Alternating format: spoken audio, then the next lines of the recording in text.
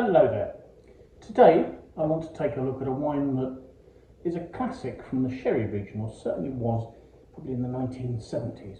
So this is Harvey's Bristol Cream. I've got this here from a litre bottle. And I was a little surprised a few days ago when my wife suggested to me that we could have some sherry before we ate, because I wasn't aware that we had any sherry in the house. It turns out we bought this probably about 6 months ago, around Christmas time, and we bought it for cooking. I think it's significant that we'd forgotten we had it. We probably would have consumed it otherwise. However, I was really surprised at how impressed the wine was when I tasted it, so I thought I'd share it with you. Now, I refer to the wine as sherry, and sometimes that's wrong, because actually the region is Jerez. It deserves a Spanish pronunciation. However, in the case of Harvey's, I think it's probably more proper to call it sherry. John Harvey Sons are wine merchants from Bristol in the west of the United Kingdom that were founded in 1796, so a long history. Evidently, the company was originally founded by somebody called William Perry. It was only when he went into partnership with somebody called Thomas Urch in 1822. He also took on Thomas's nephew, John Harvey, as an apprentice. Now, by 1839, John Harvey was a senior partner in the company. And then in 1871, the company was renamed John Harvey and Sons. But in fact, within 40 years of John Harvey joining the company, they'd started blending their famous cream sherries. Evidently, the name is derived from the fact that Bristol milk was a fairly standard designation for sherry, not just from Harvey, but from a number of Bristol wine merchants as a sweetish style. And the story goes that John Harvey's sons, the first confusing the name John and the other Edward, were entertaining an aristocratic lady at their headquarters in Bristol. She tasted their Bristol milk sherry, enjoyed that, and then afterwards was shown an early blend of a sweeter sherry that they were developing, to which she replied, "If this was the milk, surely this is the cream," and evidently the name Harvey's Bristol Cream stuck, and it's been a trademarked brand since 1882. And we're told that the style of the wine has changed very little since then. So from having been a wine developed in Bristol in the UK, you also see Harvey's Bristol Cream becoming a success on export markets. The date I'm given for their first exports to America is 1928, which doesn't seem quite right somehow, because of course prohibition doesn't end there until the beginning of December in 1933. However, one can assume they started exporting Harvey's Bristol Cream to the United States following the repeal of the Volstead Act, and it became a success there. Now, Harvey's had some missteps along the ways. In the late 1950s, they contracted with a company called Rumasa, who were a holding company with vineyards, to supply them with wines for their blends. However, in 1983, that company was declared bankrupt by the Spanish government, causing quite a scandal. But anyway, since the 1960s, Harvey's hadn't been making and blending Bristol Cream in Bristol. Production had moved to Spain, and by the early 1970s, they were selling over 1 million cases of Bristol Cream in the United Kingdom alone. Thus, it became quite important to secure their supply base, leading to them buying vineyards in the Jerez Superior region and facilities for fermentation, fortification and aging within the sherry region. So today they own sufficient vineyard to supply all their needs, certainly for the Palomino grape variety, which is the principal variety they use. And Bristol Cream is matured primarily at the Brigadier Bodegas, which is an aging facility with a capacity for somewhere in the region of 60,000 butts of sherry, containing wines that range from being 3 to 20 years old. So Harvey's now have a massive reserve of blending stock made from wines coming primarily from their own vineyards. It was in 1994 that Harvey's first started packaging in this Bristol blue bottle, as they describe it. But in 2018 they had a little bit of a revamp of their packaging, and with the idea that you should serve these wines chilled. What you'll see is that the lettering on here uses Thermo-crematic ink. So as you chill the bottle, the lettering of the word Harvey's, the infill there becomes darker. So there it's got dark blue. And as the bottle warms up again, which at the rate I'm talking it may well do before I finish this video, you'll see that becomes lighter.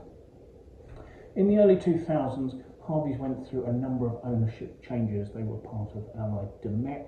They moved from there to an owner called Fortune Brands, who became Beam Global. Beam Global sold them on to a Filipino company called Grupo Emperador, who owned Fundador, which is the world's largest brand of brandy.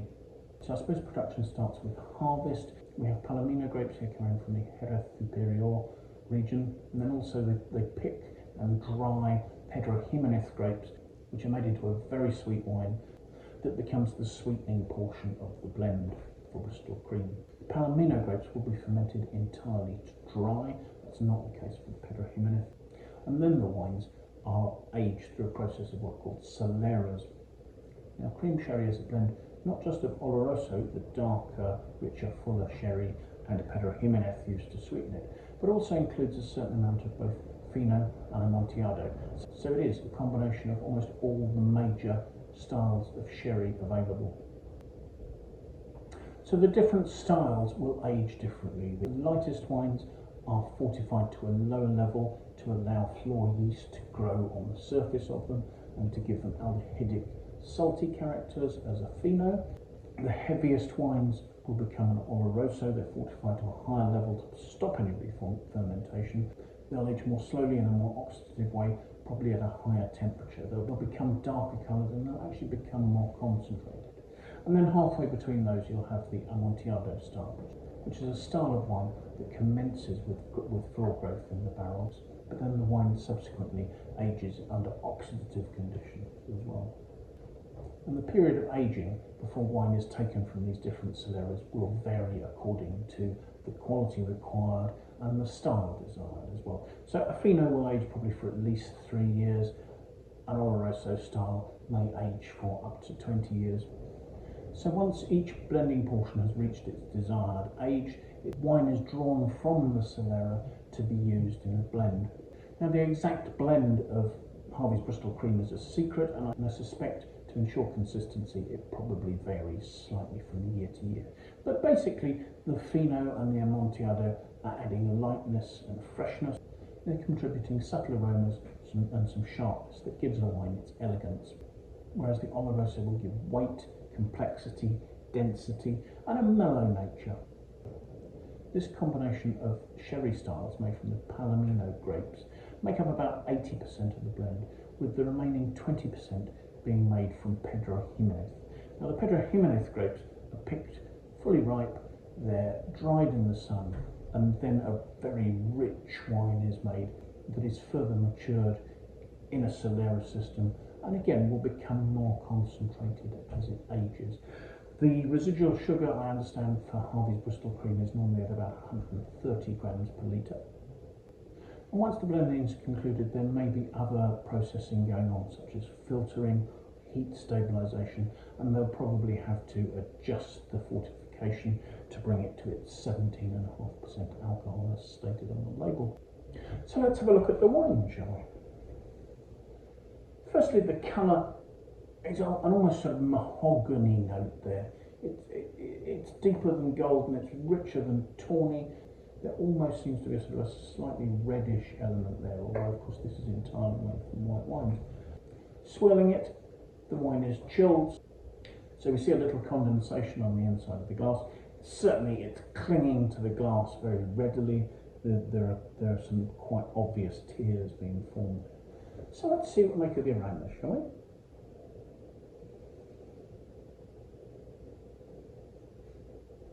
The nose shows some really complex aromatics. You're starting with some quite rich, sweet, candied peel notes. There are high tones, almost sort of mandarin orange notes. There are nutty notes behind that.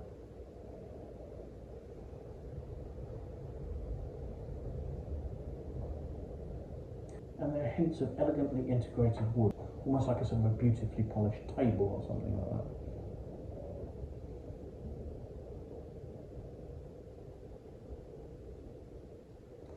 So let's have a taste.